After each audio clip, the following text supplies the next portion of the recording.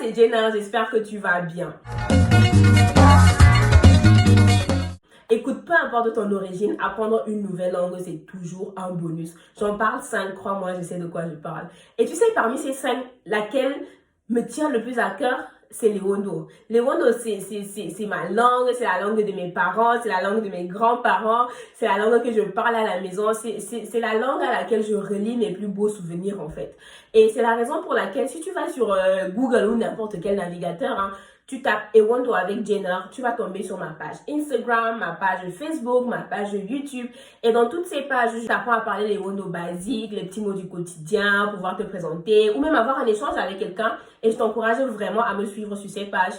Et surtout, si l'Ewondo c'est ta langue. Parce que je vais te dire, la langue, c'est très important pour 3 raisons.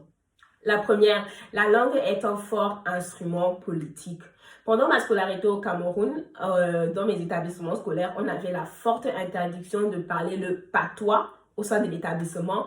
Et dites-vous, si on parle le français à longueur de journée, qu'on oublie nos langues, qu'on ne les apprend pas à la nouvelle génération, à qui est-ce que cela profite? Pas à nous, parce qu'on oublie notre identité et on entre dans un processus d'assimilation. Donc vraiment, c'est très important de parler sa langue. La deuxième raison, la langue peut être un outil de socialisation. Je vais vous donner un exemple. J'ai grandi au Luxembourg, enfin on a aménagé au Luxembourg quand j'avais 12 ans. Et au Luxembourg, c'est très difficile de trouver les produits camerounais ou même africains en général. Et pour ceux qui habitent à Paris, vous savez que c'est l'Eldorado en fait. Donc une fois, mes soeurs et moi, on a fait un trip à Paris et on voulait absolument aller dans un restaurant africain pour manger.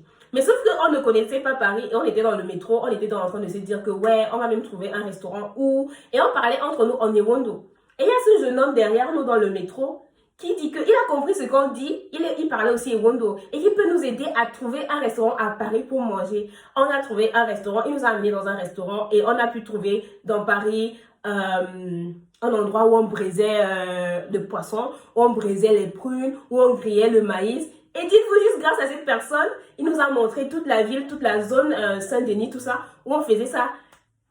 Et tout ça parce qu'on avait parlé en Ewondo dans le métro et qu'il nous a entendus et qu'il a pu nous aider. Parler nos langues aussi, c'est une façon de rester connecté à nos origines, de nous entretenir avec les aînés qui peuvent nous transmettre leur savoir. Moi, personnellement, j'ai grandi au Cameroun jusqu'à mes 12 ans.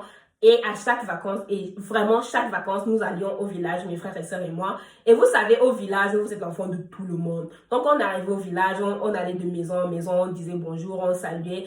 Et on interagissait avec les aînés ou même d'autres enfants dans notre langue. Et c'est ce qui fait aujourd'hui que quand je retourne au Cameroun, je peux retourner dans mon village et ne pas me sentir étrangère parce que je parle la langue, parce que je peux communiquer avec les gens autour de moi.